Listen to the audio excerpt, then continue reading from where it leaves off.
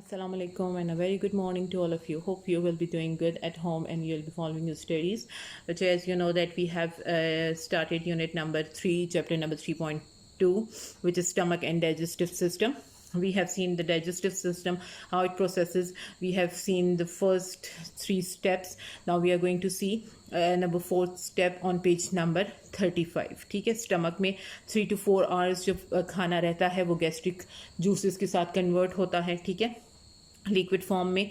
अब वो फिर कहाँ पे आता है? स्मॉल इंटेस्टाइन में. Now we will see the small intestine is a long tube like organ. ठीक है, ये एक ट्यूब लाइक का ऑर्गन है जो प्रोसेस करता है फूड को.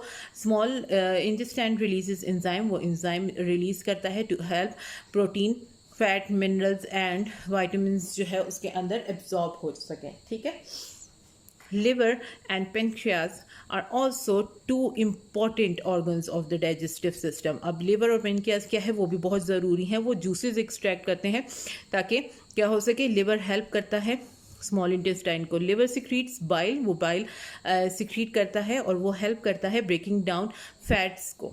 ठीक है, फैट्स को ब्रेक डाउन करने में. और पेनक्रियास क्या करता है? Different enzymes that help digest all kind of food. वो हेल्प करता है ऑल काइंड ऑफ फूड को डाइजेस्ट करने में. Now page number 36, nutrients. ठीक है, न्यूट्रिएंट्स जो फूड से फिर आपको मिलते हैं वो इजीली एब्जॉर्ब हो जाते हैं क्या है? ब्लड स्ट्रीम के थ्रू, और वो फिर पूरी बॉडी तक पहुंच जाते हैं एज ए एनर्जी के. लेकिन क्या होता है कि द अनएब्जॉर्ब, जो वहाँ पे एब्जॉर्ब हो जाता है ब्लड स्ट्रीम के अंदर, जो अनएब्जॉर्ब होते हैं वो कहाँ जाते हैं? वो लार्ज इंटेस्टाइन तक जाते हैं. अब वो लार्ज इंटेस्टाइन तक पहुँचे तो वहाँ पे क्या करेंगे? The large intestine is twice as big as the small intestine. ठीक है, वो ज़रा उससे बड़ा आता है. It absorb salt and water from the undigested food. जो फूड डाइजेस्ट नहीं हो सका उससे वो सॉल्ट और वाटर लेता है.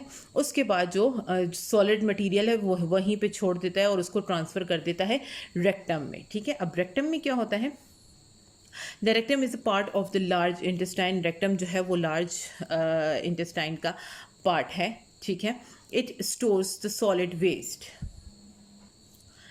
रेक्टम के अंदर जो है वो सॉलिड वेस्ट जो है वो स्टोर होता है. ठीक है, तब तक वो स्टोर वहाँ पे रहता है जब तक वो एक्सक्रीट यानी निकल ना जाए एनएस के थ्रू. ठीक है, ये आपका डाइजेस्टिव सिस्टम का पूरा प्रोसेस था. पहले क्या होता है? माउथ से स्टार्ट होता है, ऑसोफेगस तक जाता है.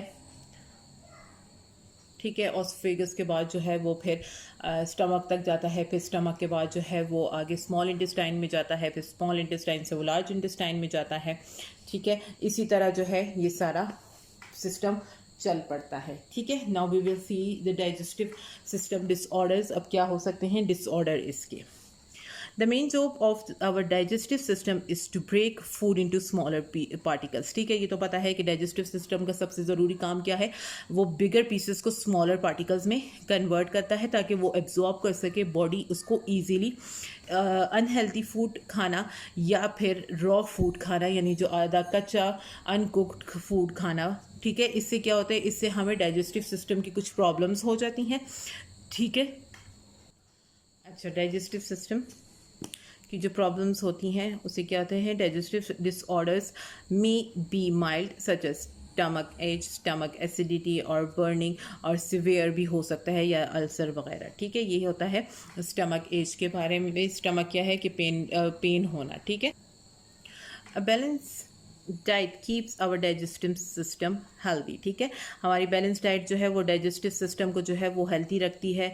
एबनॉर्मल खाना या फिर unhealthy change in the diet जो है वो ज़ाहिर है फिर डाइजेस्टिव सिस्टम को अफेक्ट करता है. या बहुत ज़्यादा खाना वो भी जो है, या गलत टाइम पे खाना, ये हमारे क्या होता है? डाइजेस्टिव सिस्टम को डिस्टर्ब कर देते हैं. ठीक है, इसीलिए जो है फिर हमारे डिसऑर्डर स्टार्ट होते हैं स्टमक में.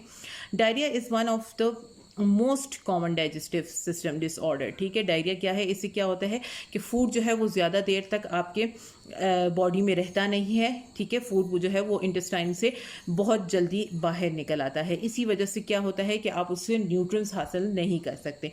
तो अब डायरिया को प्रिवेंट करने के लिए सबसे ज़रूरी क्या है कि wash your hands before and after eating food. ठीक है, कोई भी खाना खाने से पहले या खाना खाने के बाद आपने जो है हाथ धोने हैं.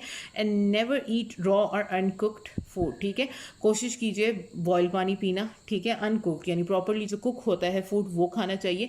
जो अनप्रॉपर प्रॉपर कुकड हो जाता है यानी बहुत कम कुक हुआ हुआ है तो वो नहीं खाना चाहिए।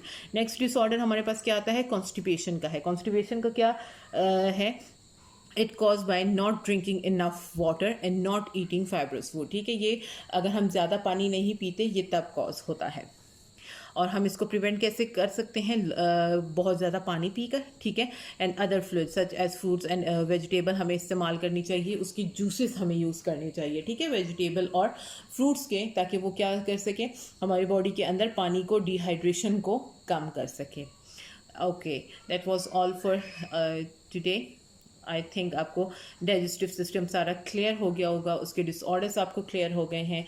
Thank you so much for watching. अल्लाह हाफिज़ and take care of yourself.